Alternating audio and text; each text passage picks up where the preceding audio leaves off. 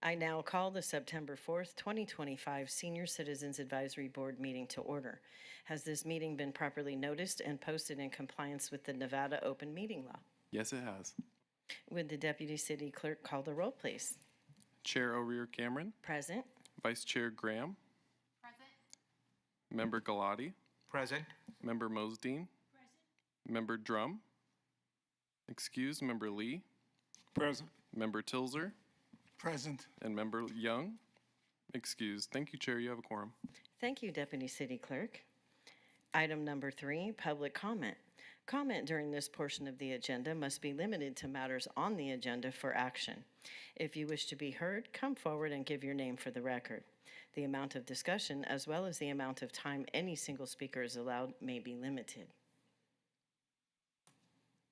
Seeing and hearing none, item number 4, for possible action to approve the final minutes by reference of the regular meeting of August 7th, 2025. Do I have any amendments or a motion to approve? Peter Galati, Ward 2. I make a motion, I move to approve the minutes from August 7th meeting. So we have a motion to approve meeting minutes from August 7th, 2025. All in favor? Aye. Aye. So moved. Item number 5, presentation by Natalie Mazzullo, Master of Education, Healthy Aging Initiative Coordinator with the University of Nevada, Reno, regarding Healthy Aging Initiative programs for seniors, all wards. And if you can state your name for the record. It's on? Yes, okay. Good afternoon. This is Natalie Mazzullo for the record. How are you this afternoon? Wonderful. You have packets in front of you. There's just some things from the University of Nevada, Reno Extension Office. Before I get started, how many of you are familiar with the UNR Extension offices? Is there anybody that's not familiar? Okay, great. So the extension offices are attached to land-grant universities. We are with the University of Nevada, Reno. Extension offices are throughout the country. We have 17 offices across the state. There's one in every county, including one in Carson City.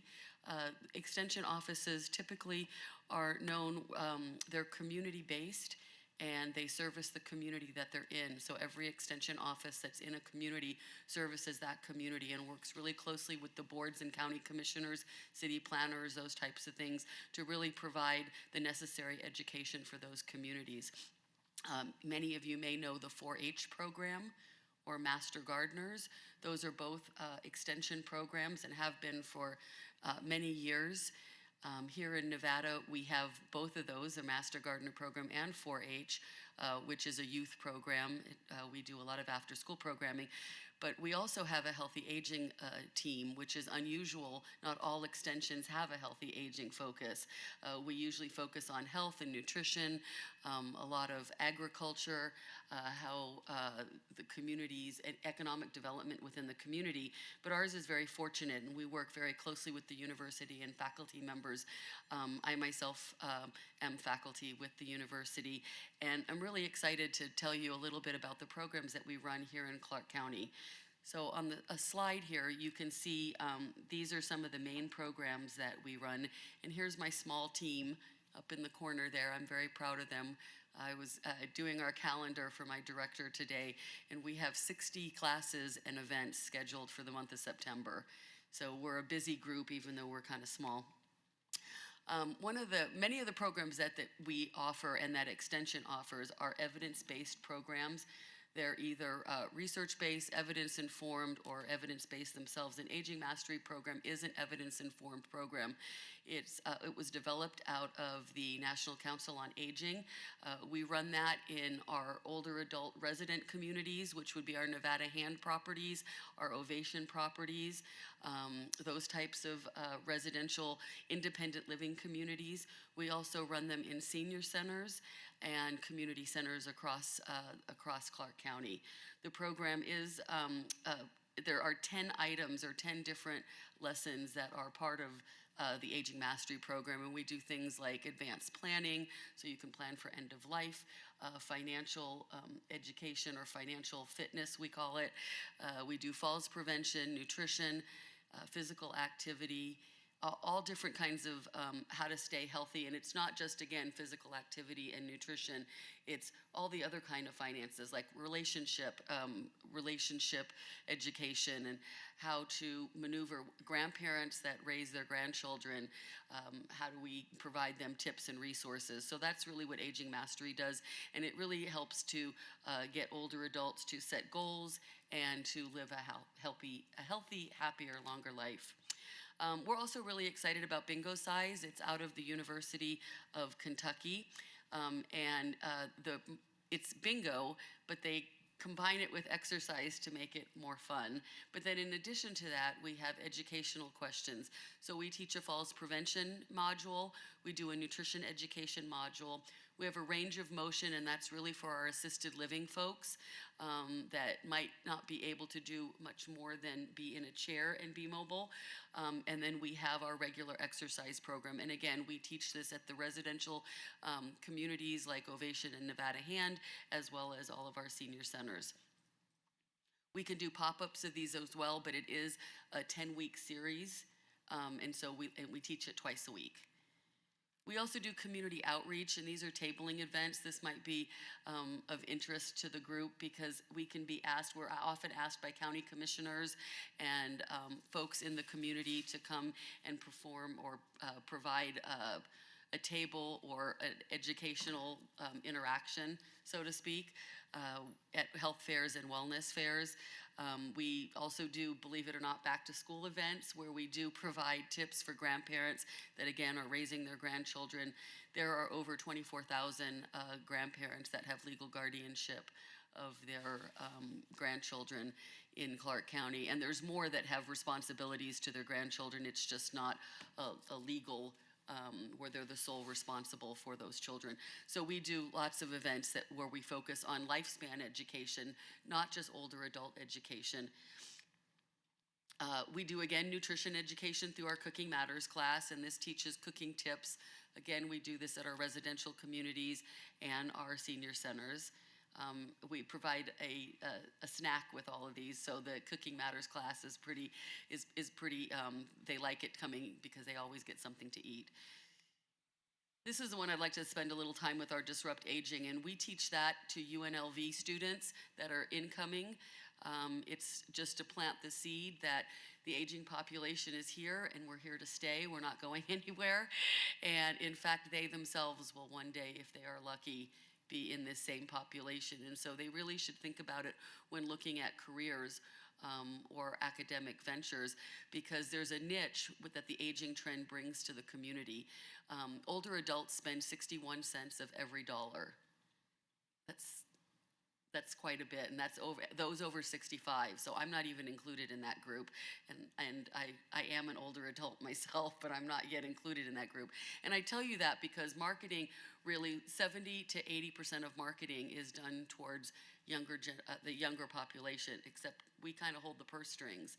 The older adults are the ones that are spending most of the dollar. And so from an economic standpoint, we need to show that those going into education today and the career paths that they choose, that the older voice does make a difference and that they really should look at a niche. And the example that I usually give with our students, because it's easy to understand, is that, for instance, if you're interested in real estate and you go to get a real estate license, that's great, and you can serve the entire population, right? You can go out and serve new home buyers from 18 to however and find them a home.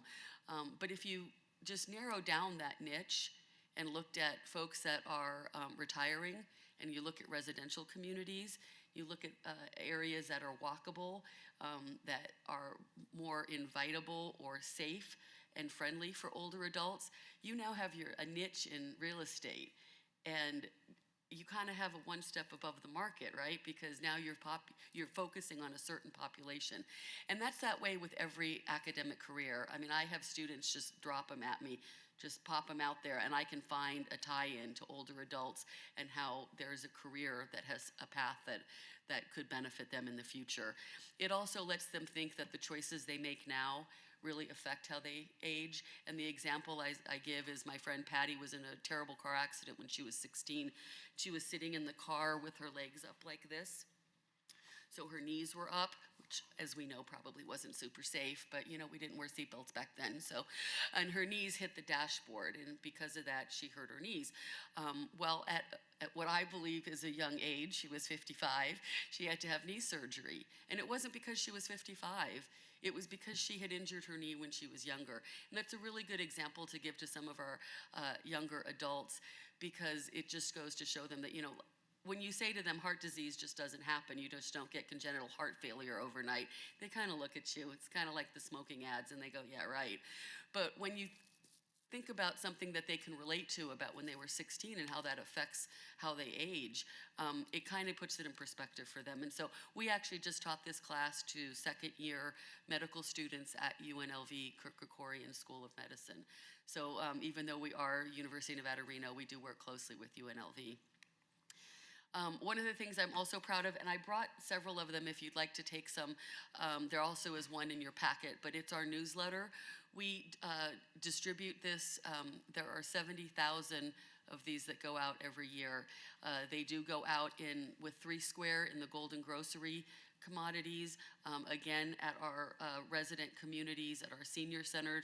These go out throughout the whole state. In fact, it's written by faculty. I write some of the articles, my team writes some of the articles, and other faculty content area specialists. We've had doctors and registered dietitians, nutritionists, all sorts of folks. We've had Cheyenne DePasquale from ADSD write an article. I mean, we really try and make it relative to older adults in our state, and then the back is usually some tips. So we're happy to get that to anyone in the community if you have an audience for it.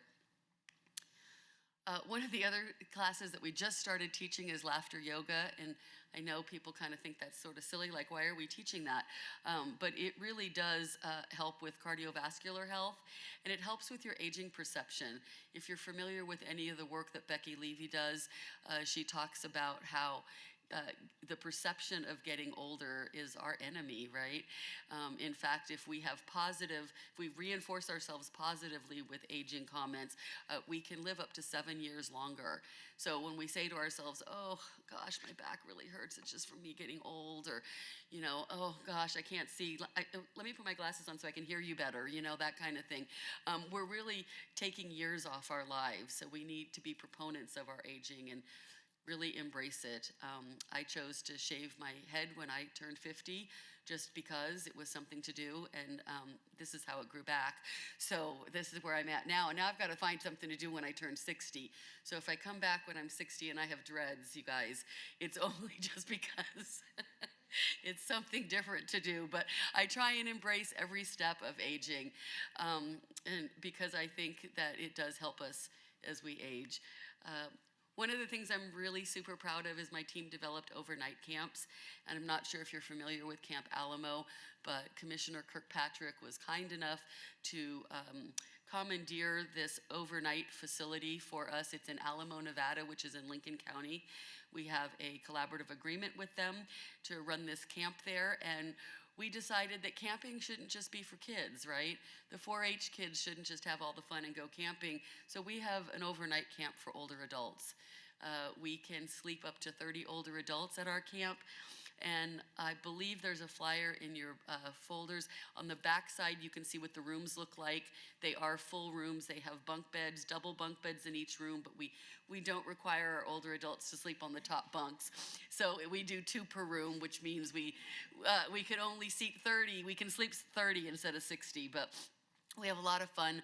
We have a preparedness camp coming up. So in addition to all the camp fun and the campfires and the s'mores and we've got bird watching, an astrologer to come out, an astronomer that comes out, and we're gonna look at stargazing. But we also do educational components. So we have the Office of Emergency Management coming and doing preparedness classes. We're gonna be teaching archery, how to photojournal, do fall prevention. And AARP Nevada is coming out and doing some cybersecurity, as well as our IT team is coming out and doing how to be safe online.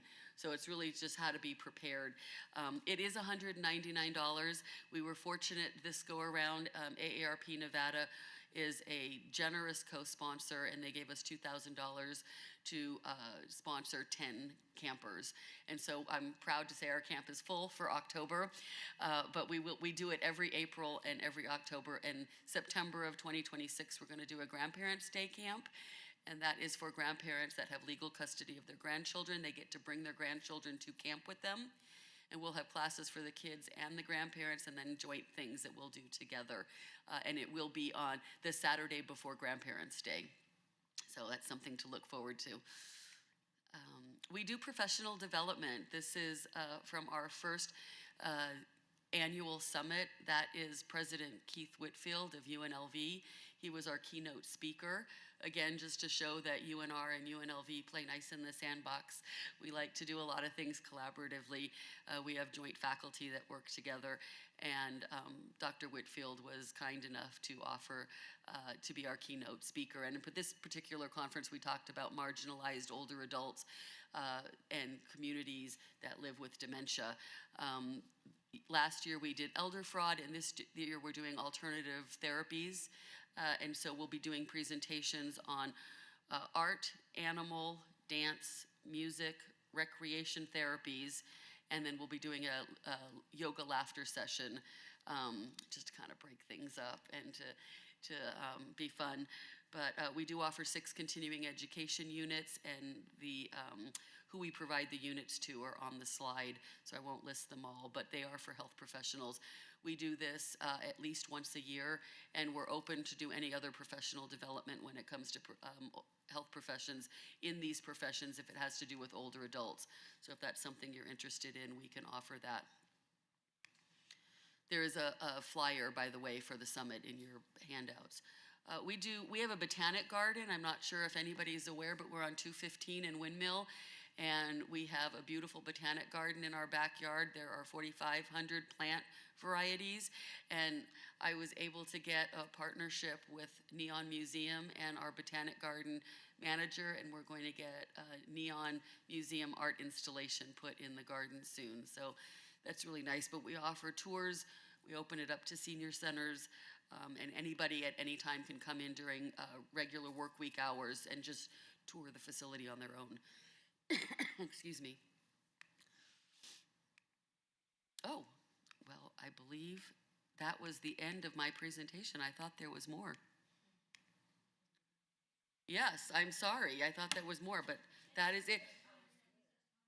Yeah, if you have any questions, I'm happy to answer them. But again, we're right here in the backyard, and we're happy to work with you. Yes, Charles Lee, Ward 5. I was wondering, how is it that an older adult spends more money than the young adults? That's a really good question. It's because not all of our older adults are low income, and many of them are on fixed incomes. But as state workers, as myself, I'm also on a fixed income.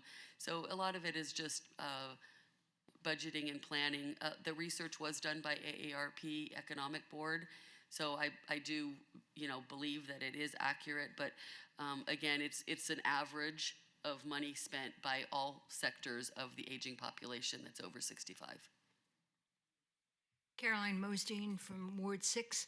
I've got a couple things. Your newsletter information, is that available to us via email? Can we get that on email so we would have it on a regular basis? Yes, if you provide me an email, I can get it so that it's sent to your email box every month. That would be excellent, because then we can share it with our Okay, seniors, print it up wonderful. locally and share Okay. it with our seniors.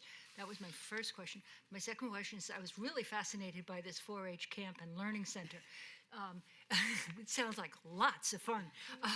But I was just going to say that. The interesting thing is Ward 4 and Ward 6 do a lot of things together because of a lot of general interests and finances as well. We have always, we continually look for day trips.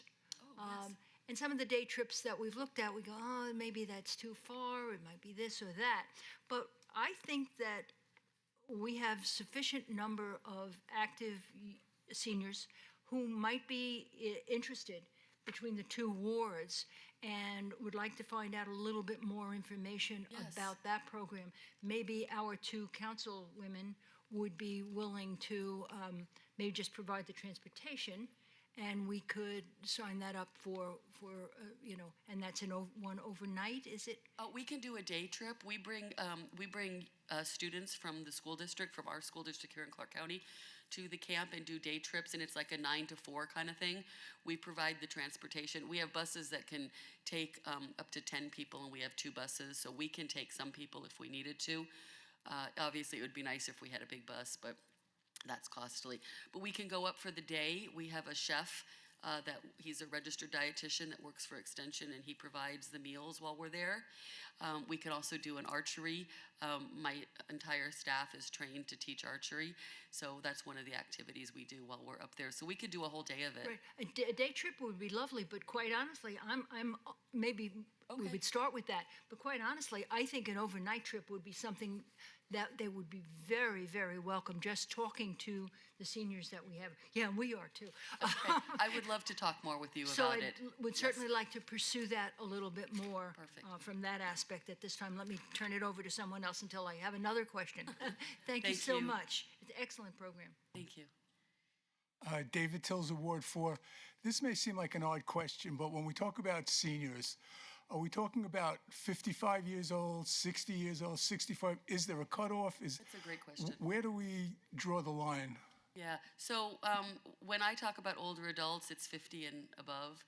And I do that because of our really strong partnership with the AARP Nevada, and they use 50. However, it is interesting to know, if you didn't know this, you can be 18 years old and sign up for AARP Nevada and become a member.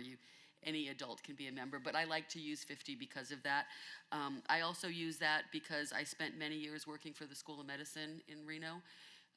My offices were here in Las Vegas, but when you look at clinical trials for medications, and they look at geriatrics, they start at age 50, so yeah. Yeah, so I'm part of the group. Thank you, I'm proud to be here. Chair O'Rear Cameron, I second the senior slumber party. That's what I'm going to call it. Sounds love more it. useful, right? My question is, what about any type of financial aid opportunities for seniors? Yeah, Are you aware of those? That's great. The only program that we charge for the older adults themselves is our camp, and it is $199. Again, we were fortunate enough to get a sponsorship from AARP Nevada, which gave us 10 spots. I am actively searching out other sponsorships. Last year, Commissioner Kirkpatrick did sponsor several of our older adults that were in her district. And so there is that opportunity again, as well as I'm looking at Dick's Sporting Goods and REI and some of those corporate places that may have the money. And the other thing is I'm also kind of playing around with the idea of maybe doing an early onset dementia camp for those with early onset dementia. And if I do that camp, I should do this. I'm doing it really for myself, but I would definitely make sure that I get Cleveland Clinic involved because they have sponsored some of our programs. Now, our professional development is a nominal fee of $50, but that typically is for our licensed employees, our licensed healthcare workers, and $50 is a pretty nominal fee for 6 hours of continuing education. I wish I could bring the camp prices down, but unfortunately, it's the lodging fee, and I don't understand it. It has to do with funding and how the funding comes in and out through the county, but we have to pay for the lodging and the food, and that's where the $199 comes in for the 2 nights, because it's approximately $100 a night. I hope I answered your question. I'm sorry if I didn't. You did. Okay, thank you. It's always a big concern, right, for all of us, Yeah. Chair O'Rear Cameron, the financial side of it. And that also has my wheels turning on some sponsors for the next one, too. Thanks. And as usual, I know we'll talk all the time because we know each other, Yeah. but I have some definite ideas outside of this, too, Great. and new developments. Okay, just to let you know, I think AARP Nevada may be sponsoring the whole Grandparents' Day Camp next year.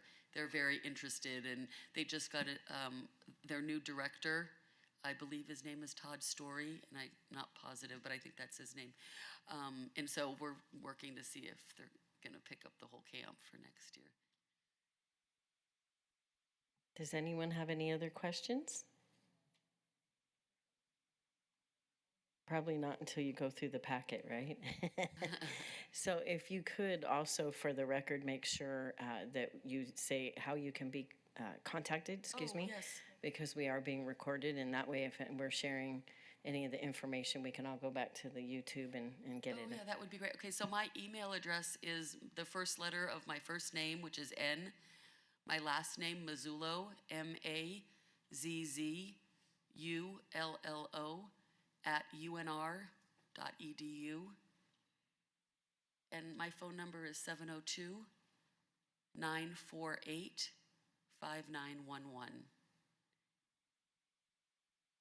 Caroline Mosdine, Ward 6 again. I think I need that dementia one.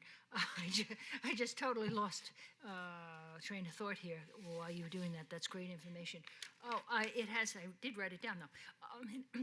Excuse me, another day trip was the Botanical Garden. That might make for a very good day trip since it's local. And what kind of scheduling is there for that? I usually like to do things at least 2 months in advance because I try to get programs to come in. So they don't just tour the gardens, they come in and they get little lessons. Some of our different, like the Master Gardeners will come in, the Nevada Naturalist will come in to talk about different opportunities that Extension has that are outside of my department. So if I have like about 8 weeks, I can plan that so I can get my other faculty members to join. Okay, so we could think somewhere around Thanksgiving or something Yeah, like that. yeah. So we I could get probably pull something together in October if that's something you're interested in. Yeah, and I think we could go a little later and give you a little Okay, more thank you. leeway while we get our acts together. I just love working with Ward 4. Thank you. Nicole Graham, Ward 1. Quick question. So the only one cost is the camp? Yes. Everything else that you guys offer is free? It's free. Okay, Yes. thank you. Yeah, and we come to you. Oh, perfect. Yeah, we also do pop-ups, which we call them pop-ups, but they're excuse me. I had bronchitis last month, sorry, and I'm still kind of coffee, but we can do a pop-up where we bring in one class. So bingo size is a great class to do that in. So if you have a site that you think may be interested, we can bring just one class in because we don't want to overwhelm folks and say, oh my gosh, you've got to come twice a week for 10 weeks. And if you don't come, we can't count you, that kind of thing. So we do the pop-up and get them all excited because they really are fun programs. It kind of makes it better for marketing. Oh, thank you so much. Chair O'Rear Cameron, yeah, I can attest to the bingo size. I've been a part of it, and when we did, when I was a panelist and we did that event, we did some very fun things that you do with seniors, and that was fun. I have to say, fun for all ages. Although I am 60, so maybe that's why I'm saying it's fun. I don't know, but I really enjoyed it, and it gave me an opportunity to see it in action. So I highly encourage each of you to see where they're doing it, and especially if it's in one of your wards, and even if it's not, just participate, see what it's like so you get the feel of it, if that's okay, if they can do that. Yes, anytime. If any of you would like to come visit a class, just shoot me an email and I will let you know what our schedule looks like that week, and you can pop in and watch it in action. It's really fun. We'll be at the Healthy Kids Festival next weekend, which is at the East Las Vegas Community Center. We'll be doing the hydration station. We'll be giving away rubber ducks so that when folks see the rubber ducks, they will remember to drink water. That's how we look at it. And we started doing that with our, at Bob Price Park with the senior center out there. They were the volunteers and they got to teach the youth that came to the Healthy Kids Festival about hydration, and it was a really fun activity that we did. So we try and get our older adults involved whenever possible. Chair O'Rear Cameron, any other questions? I would just like to say for the record, also, Natalie has been such an amazing resource in the community with UNR and just her personally. And I have the pleasure of also serving with her on the Commission on Aging Policy and Legislation Subcommittee. And she is involved in so many things and has her hand on the pulse. So she's really a great resource, not just for these, but for a lot of things. So if for some reason you can't get a hold of me with my productive schedule, you can always get a hold of Natalie, because she definitely has her hand on the pulse of a lot of things. And we greatly appreciate you and taking the time to come down. I know this was a rescheduled meeting, and thank you for coming. We Thank you for appreciate you. having me. I really appreciate the opportunity. Thank you.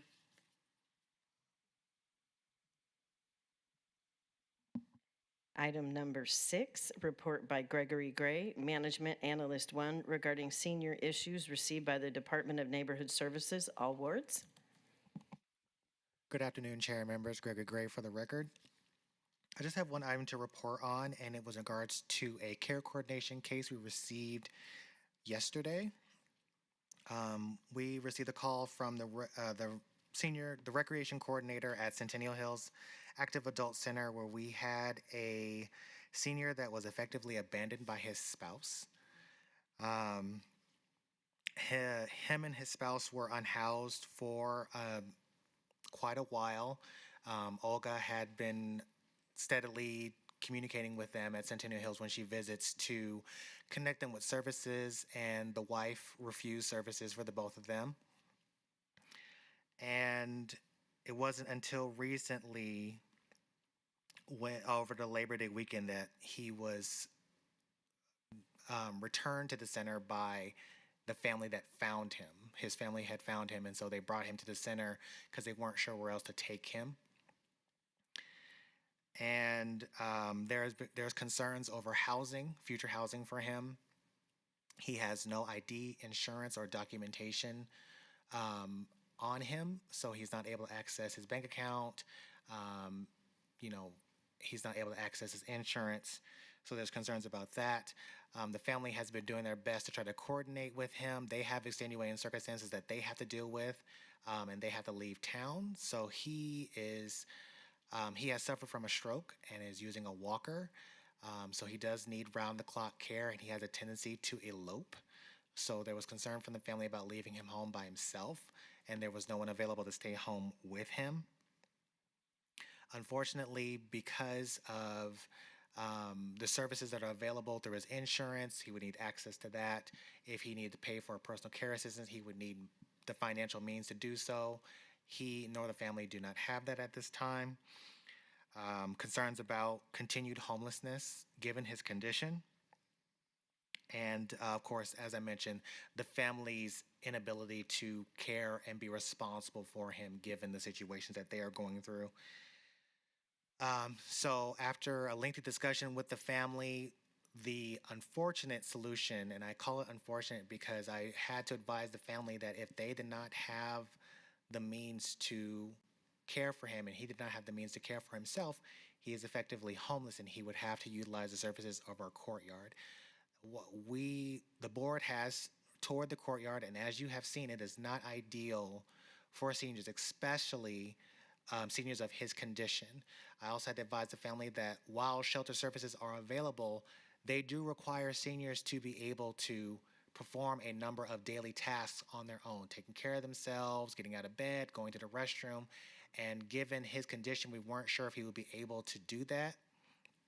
So I advised the family that this is more of a last resort option for him if they did not want to or had the capacity to take care of him to the level that he needed. Fortunately, the family was able to come together, and one of the seniors at the center was offering a room for rent. So he has a place to stay in the interim.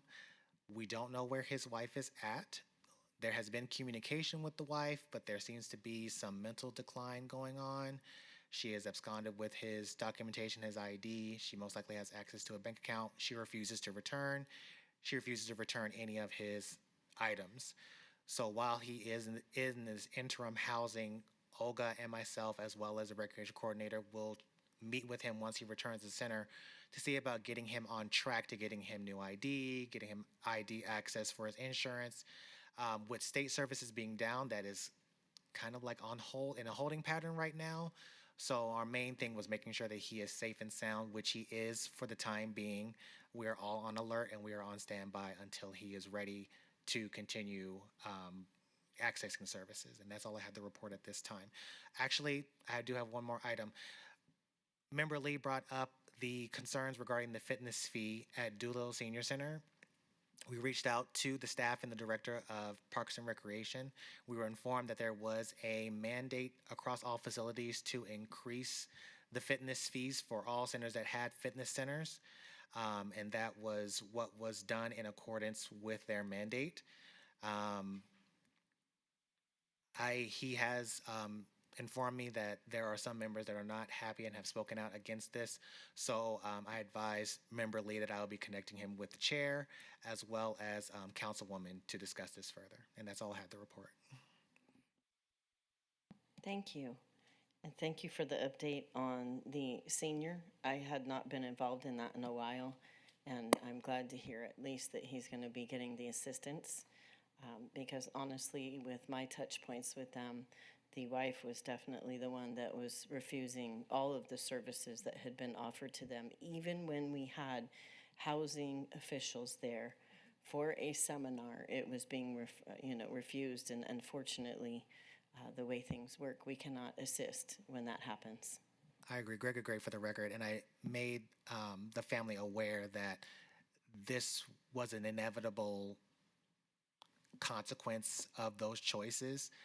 And I advise the family that had they had sought services earlier or agreed to some sort of services beforehand, they could have prevented the situation from happening.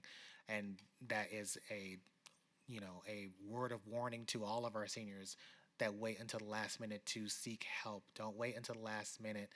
Get help now. Call our care coordination team. We are on standby. We are willing to do what we can to assist. Thank you. I greatly appreciate everything you two have done. I am aware of this case, and it was one of those that we all had to wait until, unfortunately, this day. And yes, it's a big lesson. And then also, if I didn't say it for the record, Chair Rare Cameron, if it becomes a little bit more of an urgency, I can help you on the state level while the systems are down.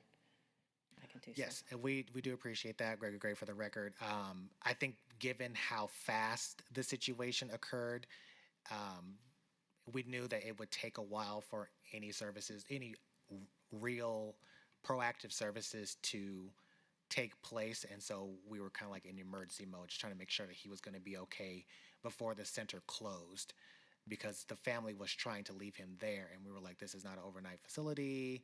They don't provide any additional services. It's recreational activities only. Like, you can't leave him here.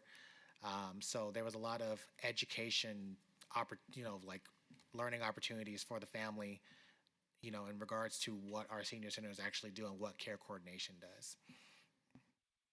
Thank you, Chair Rear Cameron. As I remember talking with them, literally living out of a vehicle, and the help that she was asking me was for someone to donate a van. That was going to be the housing of her choice, just to let you know, so you understand, the mind of some of these seniors. And they were taking showers and I guess on the YMCA side, and making do, and just spending their time at the center doing activities and on the computers. So there are times you may run across these type of situations, and honestly, there's not a lot that we can do except just continue to encourage them. And especially if there's a spouse who maybe does need more of the help and medical help as well. So thank you. Thank you so much for that update. Item number 7, report by board members regarding senior issues and events within their council wards and at large all wards. And for Ward 1, we have Vice Chair Nicole. Madam Chair, could you set a time limit? We have 15 minutes left on the clock.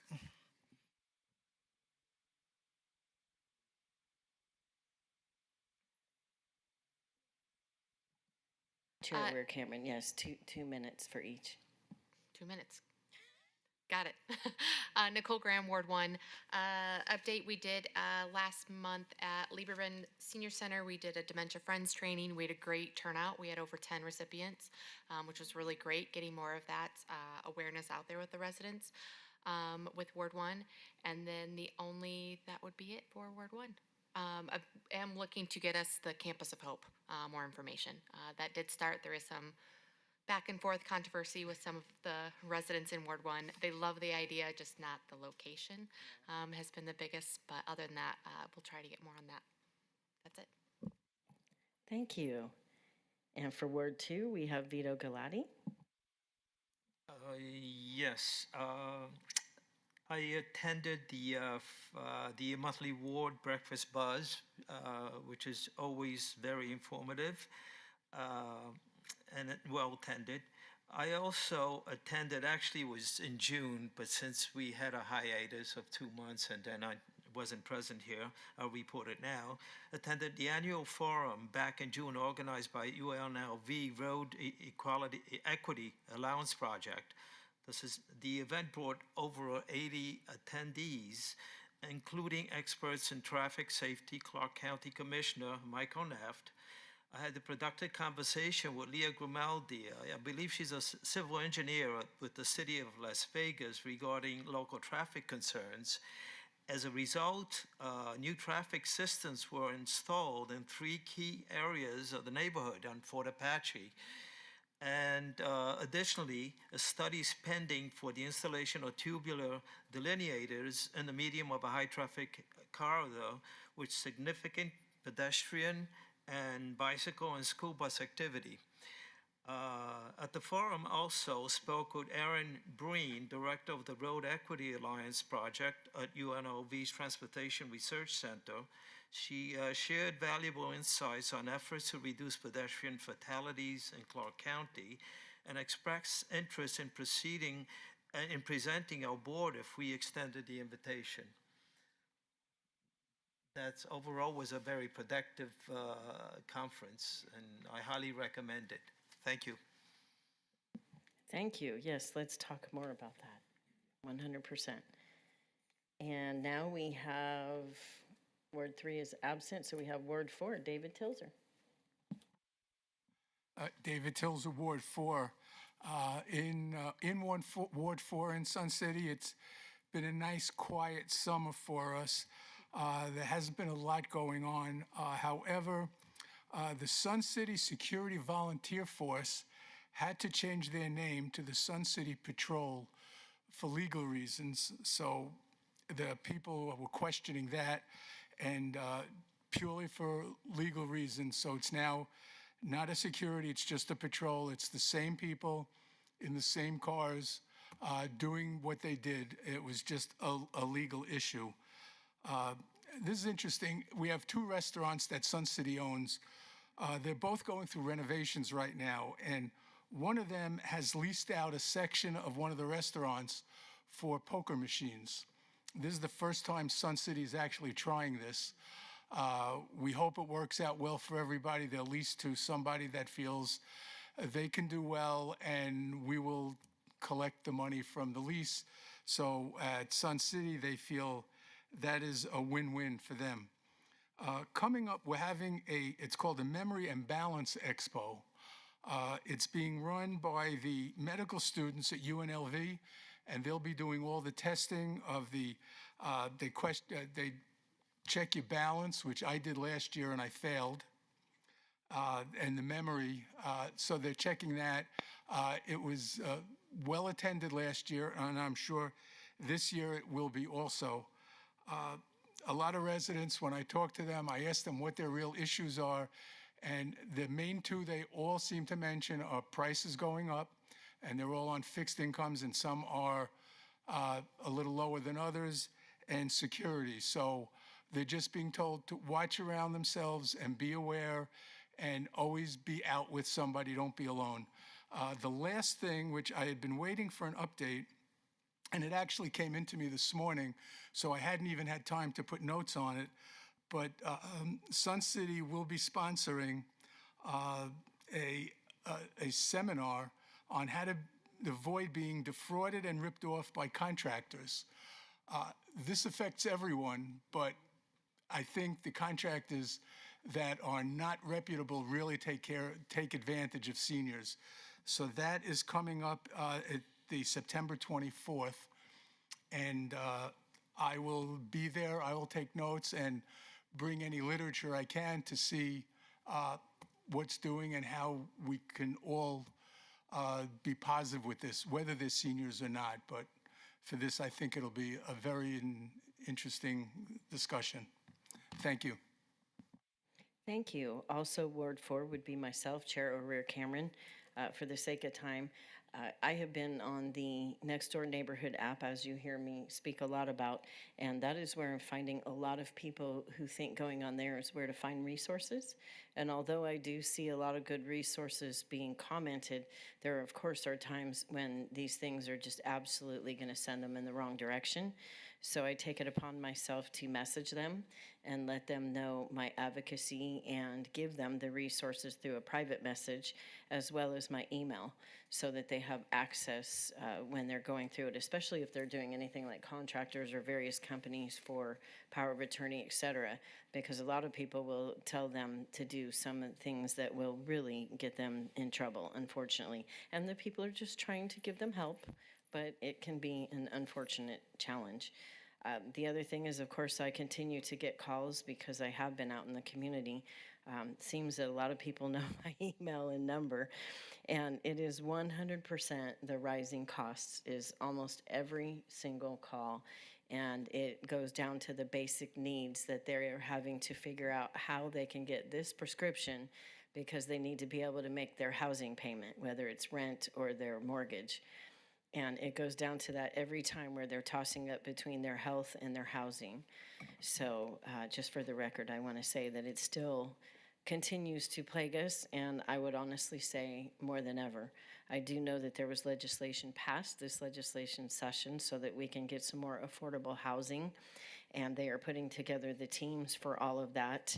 So we will see some things happening quickly, but once again, then they will have to be built. So it will take time, but that will be it for my update today for the sake of time. Thank you. And now we have Ward 5, and that would be Charles Lee. Hi, Charles Lee, Ward 5. The only thing I have is the ongoing discussions about the additional fees they are charging for the fitness room. And I have a petition signed by quite a few members up there. So other than that, that's it for me. And do I give you this petition, Gregory? Okay. Thank you. Thank you, Chair O'Rear Cameron, for the record. And Charles, I definitely would like to get with you so that we can address the situation as well. So let's make sure we exchange our numbers after. And then we have Ward 6, Caroline. Caroline Mosdeen for Ward 6. A couple of quick things. We spoke about decorating ornaments last month. The actual decorating group day is over, has passed. But if anyone is still decorating ornaments, they just need to be delivered to Carson City by mail by September 15th.